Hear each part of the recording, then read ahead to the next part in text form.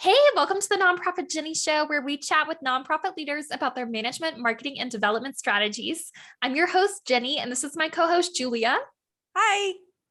We're covering a wide range of topics on today's pod.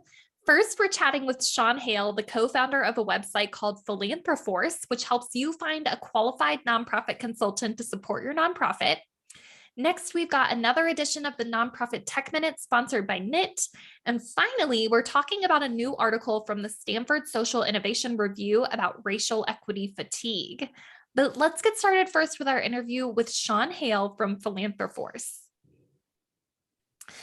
Okay, Julia. So following the resurgence of the Black Lives Matter movement in 2020, many Americans were hopeful that we would start to see companies, nonprofits, government agencies live up to these promises to prioritize racial equity, right?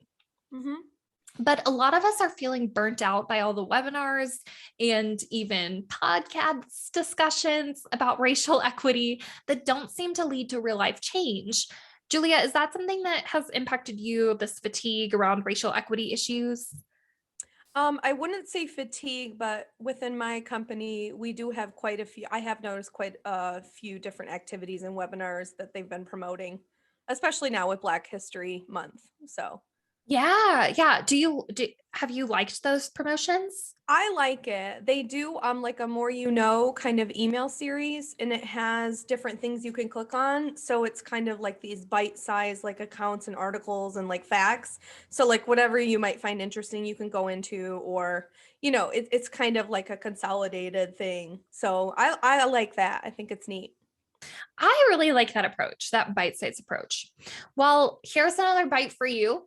So in December, the Stanford Social Innovation Review published an article about this feeling of racial equity fatigue with some tips about how you can keep making progress at your nonprofit in your advocacy toward racial equity. So author Benjamin Abden says, quote, first, decenter yourself. Remember that you are taking part in a centuries-old struggle that has involved countless individuals, from Native Americans resisting extermination to enslaved Africans revolting for freedom, hundreds of thousands of people who marched in the civil rights movement, and today's social activists. The efforts to dismantle racism have started well before you and will continue well after you. So basically, Benjamin is saying we just need to stop hyper focusing on our own efforts and situation because the cause of racial justice is much bigger than just ourselves and our situation. So he's kind of saying like shifting our perspective is going to make a difference and not getting so micro level with it, more of a macro level. Right. Just, I think this is the same with any type of fatigue that we have around any sort of social justice issue. If we're only looking at ourselves and our situation, how it makes us feel, we're kind of missing the point that, we're just one little piece of this bigger effort that's going on. Right. I like that. So, his second tip, once you recognize that achieving racial justice is going to require long term sustainable efforts, it's important to, quote, reach out not only to individuals from your organization, but also to its partners, clients, communities, donors, investors, and subcontractors, and join networks that are dedicated to racial equity, including from outside your industry. So, basically, just look outside yourself to find out how you can create long term sustainable efforts toward racial equity. And personally, I wanted to add to this list to make sure that you're educating yourself on what racial equity would actually look like for all racial groups. And Julia, I know you've been reading up on this topic recently. What's something you've learned about long-term sustainable efforts toward racial equity?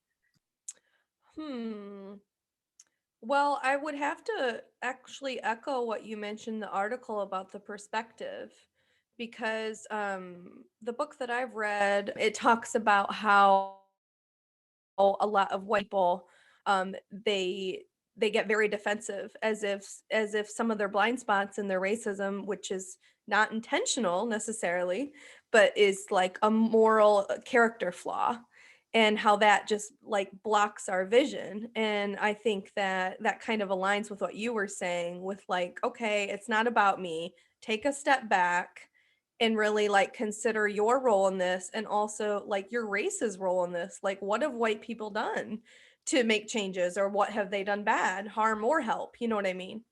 So That's been Right. interesting for me to read about and kind of open my eyes a little bit. Yeah, yeah.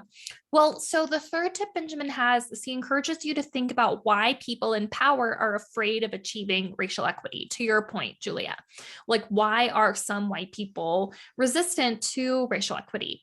And Benjamin says, quote, people do not resist change, they resist loss. So think about what those people in power think they're going to lose if they promote racial equity and use that understanding to consider how you can advocate for change. What do you think? Yeah, I mean, I agree. It's still loss of power, right? Like they're going to have embrace some form of humility and some form of self-awareness that maybe they're not ready to do that. Maybe they're used to the status quo of what they want. You know what I mean? It's prioritizing something different, and that can be a huge change for people. So, is there something that you've had to recognize within yourself during this racial equity movement about what you have to lose in order to achieve racial equity?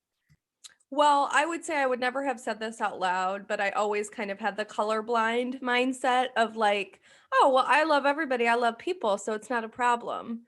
And that's just fairly like basically putting your head in the sand. I think that's been a wake up call for me. So, Yeah, and I okay. think, I think I used to have that perspective too. Even as a person of color, I was like, well, we're just all people and I don't understand why race needs to matter, but race does matter. It's a big part of your identity. And even if your identity is that you're a white person, it's a big part of your identity that maybe you haven't even realized before. And it's part of how you've been in a system of power, and a lot of people who aren't white just haven't ever had that. And so yeah, so I think it's not respecting part of people's identity if you don't want to look at race at all. Well, and it's recognizing white privilege too. It's like that's been a huge thing for me. So, yeah. Yeah, what would you say that white privilege is if you were describing it in like layman's terms? It's just a different starting line. It's not necessarily that I have been like spoon-fed things and haven't worked for things, but I've also had advantages that I didn't even know that I had to get where I've been in my Yeah. career or my life or where I live or things like that. So just difference. I mean, my boyfriend's black and just different experiences we've had that I'm like, what? Like it's been an eye opener for like we just have different narratives and perspectives and stuff. So yeah. Yeah. Yeah.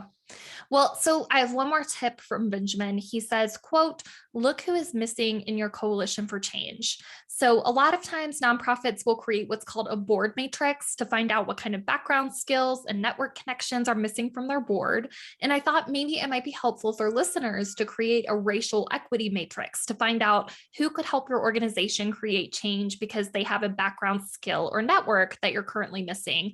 Like what you talked about, Julia, just having somebody who's close to you who is of a different race just brings to light, all these different issues that you may not have even thought about in the past.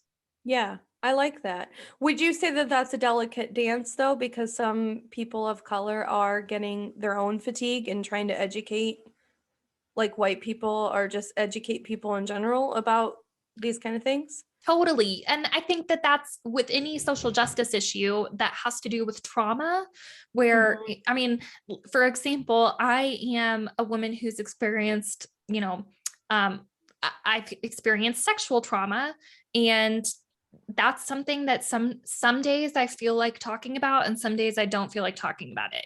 And some people may never want to talk about it. They may not be in a place where they want to talk about it. And so yeah, you do have to be respectful and make sure you're not just, getting like a token minority for your group, Right. but you're actually finding people who have those backgrounds, skills, and also willingness is something to add to that list to Yeah. want to be part of this system of change that you're creating. Right. Yeah. Great point. Well, I know we just ended on some heavy material, but I really appreciate you all digging into the work of promoting racial equity with Julia and me. Next week, we've got a more light-hearted episode coming up with another round of nonprofit trivia, and I'm so excited to give away some more prizes to a nonprofit professional. Listeners and viewers, if you want to play a quiz game on the show like nonprofit trivia, Like nonprofit trivia or who wants to be a nonprofiteer, you can nominate yourself as a contestant at nonprofitjenni.com/nominate. All right, I'll see you all next week. Now go forth and do good.